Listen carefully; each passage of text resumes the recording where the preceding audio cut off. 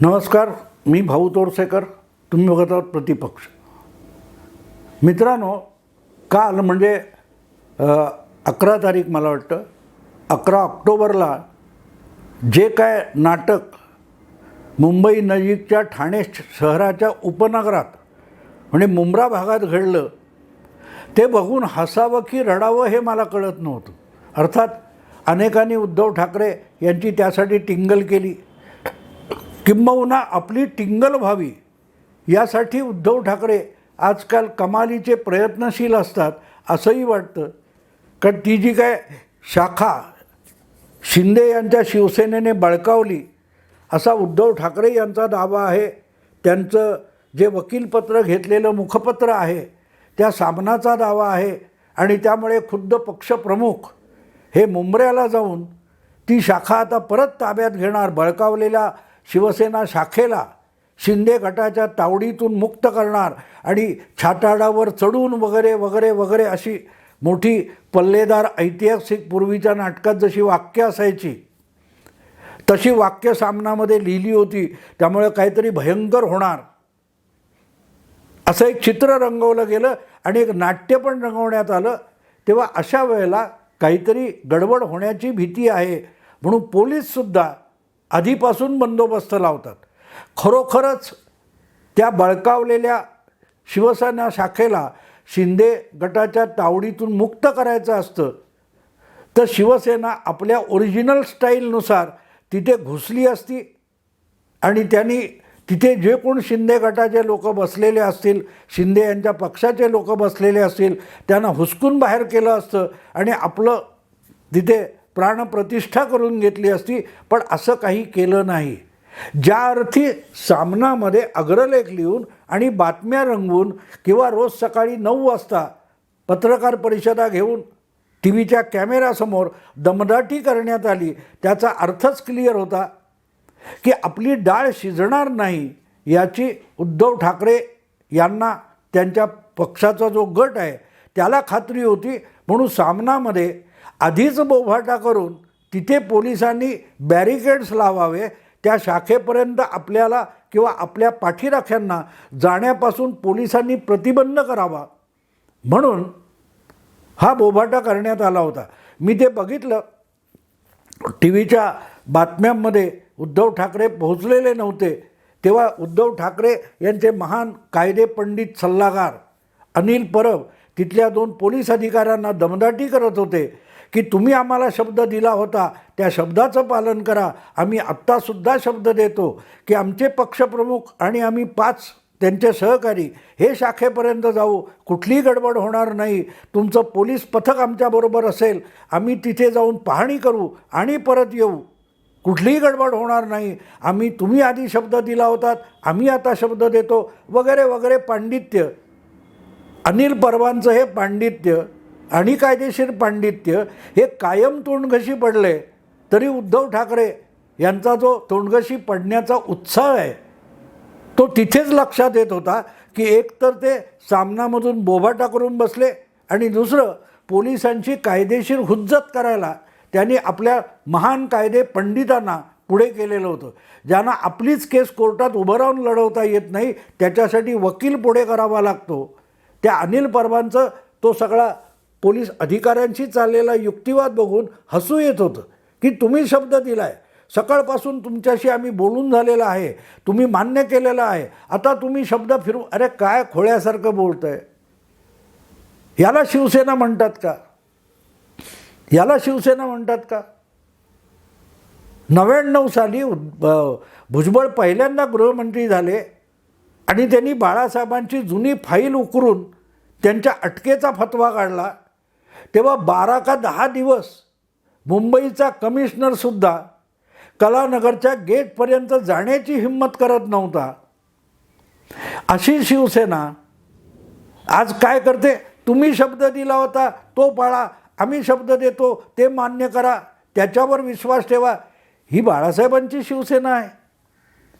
आणि मग सगळ्यात महत्त्वाची गोष्ट अशी की उद्धव ठाकरेंना शिवसेनेच्या शाखेची किंमत कधी कळली? काल अगदी खूप जुने शिवसेनेचे पदाधिकारी अगदी पहिल्या फळीतले 66 सालचे अशोक प्रधान दादर विभागाचे विभाग प्रमुख वगैरे होते, मनोहर जोशींच्या आरंभीच्या नगरसेवक झाले त्या काळामधले, त्या अशोक प्रधानचा मला फोन आला होता दिवाळीच्या शुभेच्छा द्यायला. आणि तेव्हा मी त्यांच्याशी बातचीत करत असताना त्यांना म्हटलं, काय अशोक, म्हटलं ही शिवसेना आहे, ही शिवसेना आहे. तेव्हा अशोक प्रधाननी मला सांगितलेली एक महत्त्वाची शिवसेनेची आठवण मला आज इकडे सांगणं भाग आहे. शिवसेनेची शाखा म्हणजे काय, तो काय एक 10x10चा 10x15 किंवा काय खोपट असेल, पत्र्याची शेड असेल, याला काही अर्थ नाही. शिवसेना शाखा म्हणजे काय हे महत्त्वाचं होतं. कुठेही कोपऱ्यावर एखाद्या चाळीच्या आडोशाला 50 शिवसैनिक जमायचे, तिथे बैठक घेऊन निर्णय घ्यायचे, त्यालासुद्धा शाखा म्हटलेलं आहे. त्याच्यावर एखादं ताडपत्रीचं छप्परसुद्धा नव्हतं, अशा ठिकाणी शिवसेना शाखा चाललेली आहे. सुधीर जोशी जे पहिले तरुण महापौर झाले, दुसऱ्या क्रमांकाचे शिवसेनेचे महापौर झाले, सर्वात तरुण महापौर, त्या सुधीर जोशींची शाखा त्या दादर माहीमच्या केशववन चाळीच्या जिन्याखालची जागा आहे, तेवढ्या जागेत शाखा होती, पण किती दणक्यात चालत होती. त्या शाखांचा दबदबा किती होता हे अशोक प्रधानने मला सांगितलं की शिवसेना हा देशातला नव्हे, महाराष्ट्रातला नव्हे, अख्ख्या जगातला पहिला पक्ष आहे की ज्याला स्वतःचं मुख्यालय कधीच नव्हतं, कधीच नव्हतं. शिवसेनेच्या मुंबईच्या गल्ली बोळात वॉर्डात शाखा उपशाखा होत्या, पण शिवसेना भवन, शिवसेना मुख्यालय असा काहीही प्रकार नव्हता. 66 साली स्थापन झालेल्या शिवसेनेचं पहिलं मुख्यालय जे आजचं सेनाभवन जिथे आहे ते उभारलं गेलं, तो 76 साल होतं. 10 वर्ष शिवसेनेला मुख्यालय नव्हतं.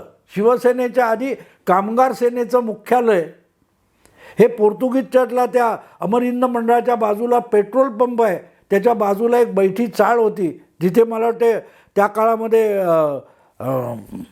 दिवाकर रावते ज्या चाळीत राहत होते, त्याच्या मागच्या बाजूला जी बैठी चाळ होती, त्याच्यामध्ये 2 खोल्यामध्ये पहिलं एक मध्यवर्ती कार्यालय हे शिवसेनेच्या कामगार शाखेचं झालं होतं, कामगार सेनेचं. पण शिवसेनेला मुख्यालय नव्हतं.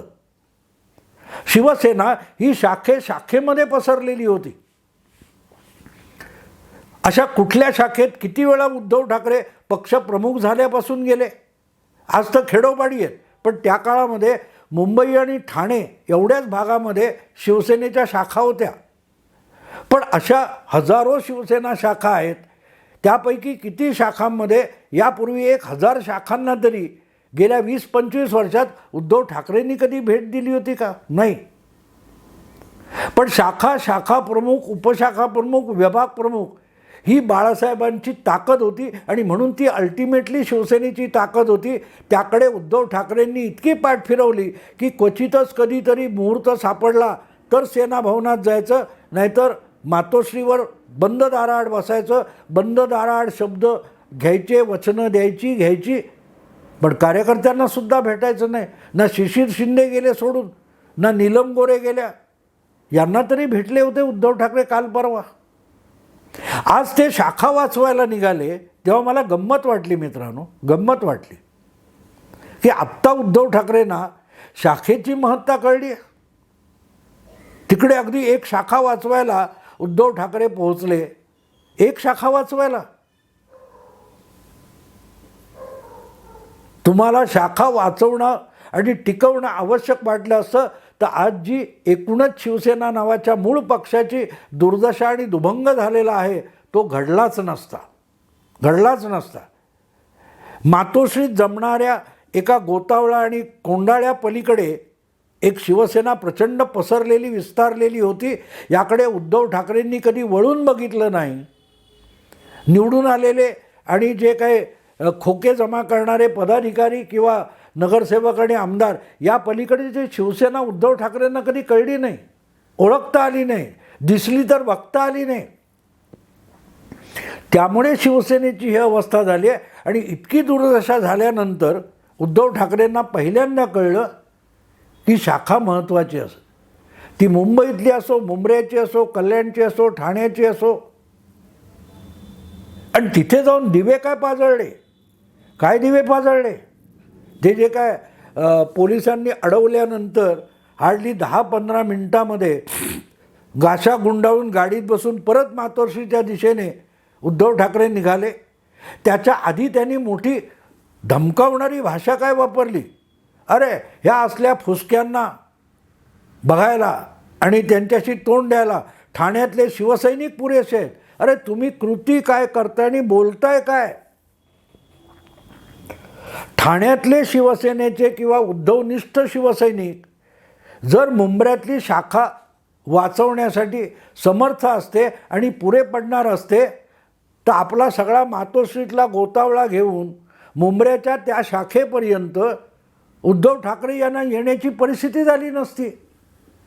अरविंद सावंत, विनायक राऊत हे ठाण्याचे शिवसैनिक आहेत. राजन विचारे ठीक आहेत, ठाण्यातले खासदार आहेत. पण संजय राऊत हे ठाण्यातले शिवसैनिक आहेत का शिवसेना नेते आहेत. ठाण्यातले असे कोण तुमच्या बरोबर होते आणि समोर कोण होता. ठाण्यातला एक सामान्य शिवसैनिक जो माजी महापौर नरेश म्हस्के. बाकी कोण. नरेश म्हस्के त्या शाखेमध्ये बसले होते, त्यांच्याबरोबर त्या जागेचा कोण मालक वगैरे असेल तो बसला होता. आणि बाकी अतिशय सामान्य शिवसैनिक त्या शाखेमध्ये नरेश म्हस्के यांच्याबरोबर बसले होते. उद्धव ठाकरे हे जेव्हा म्हणतात की ठाण्यातले शिवसैनिक यांना तोंड द्यायला समर्थ आहेत, अरे ते सगळे समर्थच नरेश म्हस्के बरोबर त्या शिवसेना शाखेत बसले होते, ज्याला तुम्ही डबडं म्हणता, खोका म्हणता, ती शाखा पाडली म्हणता. ती शाखा पाडली जाताना मग तुमचे निष्ठावान ठाण्यातले शिवसैनिक करत काय होते. रश्मी वहिनींना आनंद आश्रमातल्या देवीच्या पूजेला घेऊन येत होते, पण बाकीच्या वेळेला ठाण्यातले उद्धवनिष्ठ शिवसैनिक नेमकं काय करत होते. आणि आपल्याला इथे यावं लागलं ही नामुष्की आहे. ही वस्तुस्थितीसुद्धा आज उद्धव ठाकरेंना कळेनाशी झालेली आहे. म्हणून ते पार मुंब्र्यात जाऊन पोहोचतात आणि परत काय म्हणतात की ठाण्यातले शिवसैनिक यांना उत्तर द्यायला समर्थ आहेत. मग उद्धव ठाकरे स्वतः हे ठाण्यातले शिवसैनिक आहेत का की उबाठा शिवसेनेचे पक्षप्रमुख आहेत. आपण बोलतोय काय ते सुद्धा ज्यांना कळत नाही असं आजच्या उबाठा शिवसेनेचं नेतृत्व आहे. आणि एवढा हा प्रतिष्ठेचा विषय करायची गरज नव्हती. तिथे ज्यावेळेला पोलिसांनी अडवलं त्याचं कारण नाही तर रक्तपात झाला असता लगेच सामनामध्ये दुसऱ्या दिवशी परत सारवून झालेलं आहे. काय सारवलंही म्हणत सांगत नाही. मला मुद्दाम आठवतं मित्रांनो की ज्या वेळेला औरंगाबाद विद्यापीठाचं नामांतर करायचं ठरलं तेव्हा त्या नामांतराला विरोध करण्यासाठी बाळासाहेब स्वतः औरंगाबादला निघाले होते. आता त्याला संभाजीनगर म्हणतात. तेव्हा नगर आणि संभाजीनगर किंवा औरंगाबाद यांच्या सीमेवर पोलिसांनी बाळासाहेबांना अडवलं होतं. बाळासाहेबांनी थोडा वेळ बातचीत केली आणि कुठलाही अहंकार अभिमान न दाखवता ते तिथून कायदा व्यवस्थेचा मुद्दा मान्य करून माघारी फिरले. त्यांनी सुद्धा औरंगाबाद विद्यापीठापर्यंत जाण्याचा निर्धार व्यक्त केला होता. पण कायदा व्यवस्थेचा सन्मान राखून बाळासाहेब नगरच्या सीमेवरून परत आले. उद्धव ठाकरेंना हेच करता आलं असतं. आणि उद्धव ठाकरे कशाला. प्रत्येक ठिकाणी उद्धव ठाकरे असण्याची गरज काय आहे. प्रत्येक बाबतीत राजा जर लढायला जाणार असेल तर सेनापती प्रधान वगैरे मंडळींची गरज नसते. उद्धव ठाकरेंना का जावं लागते. का नाही हा विषय अरविंद सावंत असतील, संजय राऊत असतील, विनायक राऊत असतील, भास्कर जाधव असतील, हे का नाही हाताळू शकले. मुंब्र्याच्या एका शाखेचा विषय. ठाण्यामध्ये एकनाथ शिंदे नव्हते, प्रताप सरनाईक नव्हते, नरेश म्हस्के जो माणूस ठाण्यातला आमदारसुद्धा नाही आहे, आज घडीला नगरसेवक नाही आहे, माजी महापौर आहे, तो एकटा शाखेत बसला होता. त्यामुळे उद्धव ठाकरेंनी आपली पातळी कुठपर्यंत आणली बघा. एकनाथ शिंदे खूपच वर आहेत, राज्याचे मुख्यमंत्री आहेत. ठाण्याच्या शिवसेनेचे अनभिषिक्त नेता आहेत उद्धव ठाकरे आणि नरेश म्हस्के यांना एका पातळीवर आणून ठेवलं तुमच्या गोतावळ्याने. संजय राऊत, विनायक राऊत, अनिल देसाई या लोकांनी केलं काय? तर उद्धव ठाकरे आणि नरेश म्हस्के हे एका समान दर्जाचे नेते आहेत असा डिस्प्यूट उभा केला.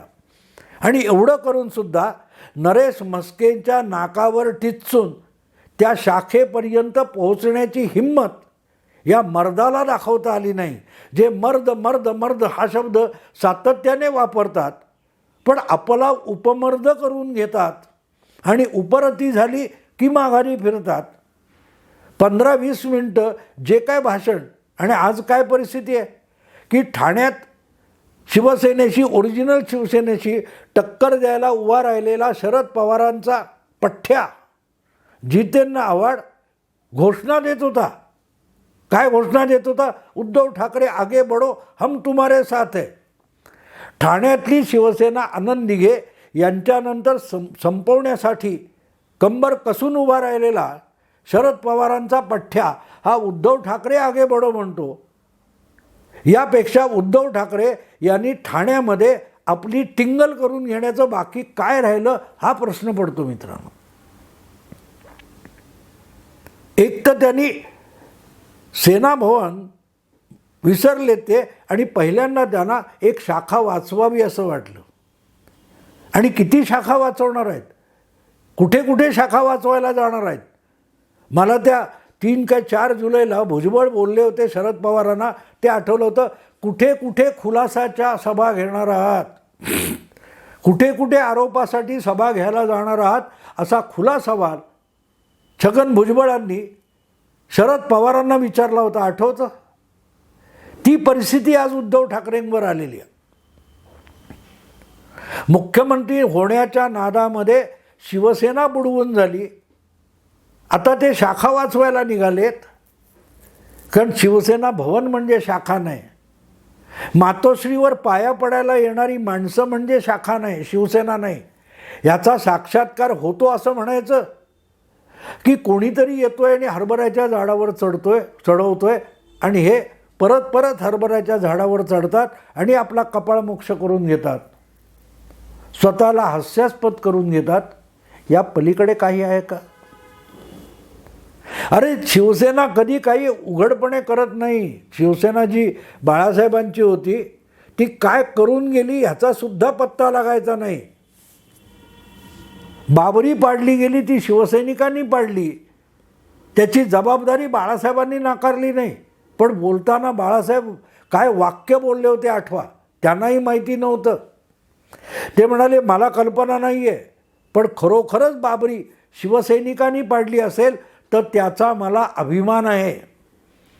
आपला आदेश दिल्यानंतर बाबरी पाडतात शिवसैनिक असल्या भ्रमात बाळासाहेब नव्हते. आपण ज्यांना संस्कार दिलेले आहेत, आपण ज्यांना प्रशिक्षित केलेलं आहे, आपण ज्यांना शिवसैनिक म्हणून तयार केलेलं आहे, त्यांना लढण्यासाठी आदेश द्यावे लागत नाहीत. प्रसंग आला की तत्क्षणी कंबर कसून तो मैदानात येतो. तो आपल्या सेनापतीच्या आदेशाची सुद्धा प्रतीक्षा करत नाही. तो शिवसैनिक आज उरला असता तर आजच्या पक्षप्रमुखाला एक शाखा वाचवायला मुंबऱ्यापर्यंत जावं लागलं नसतं आणि हात हलवत पराभूत होऊन परत यावं लागलं नसतं. तोंडाच्या नुसत्या वल्गना करून बाळासाहेब होता येत नाही किंवा शिवसेना चालवता येत नाही. ह्याचा हा नमुना आहे. मित्रांनो, वाईट वाटतं कारण ज्याने शिवसेनेचा उभारीचा काळ बघितला आहे, तो ओसंडून वाहणारा शिवसैनिकांचा आवेश आणि उत्साह बघितला आहे, त्याला असे गलितगात्र शिवसैनिक आणि त्यांचे गलितगात्र नेते, फुटलेल्या फुगासारखे नेते बघितले की वाईट पण वाटतं, पण ते समजावं असं सुद्धा वाटतं. कारण उरलेल्या सुरलेल्या अगदी उभाठातल्या शिवसैनिकांमध्ये तो स्फुल्लिंग असेल तर तो परत जागृत व्हावा आणि ती शिवसेना उभारी घेऊन उभी राहावी असंच वाटतं. पण त्याचा मागमूससुद्धा उद्धव ठाकरे यांच्या नेतृत्वात नसेल तर त्यांच्या पक्षामध्ये त्याचं प्रतिबिंब कुठून पडणार? विचार करा मित्रांनो. आत्ता इथेच थांबतो. आवडलं लाईक करा, शेअर करा, सबस्क्राईब करा. नमस्कार.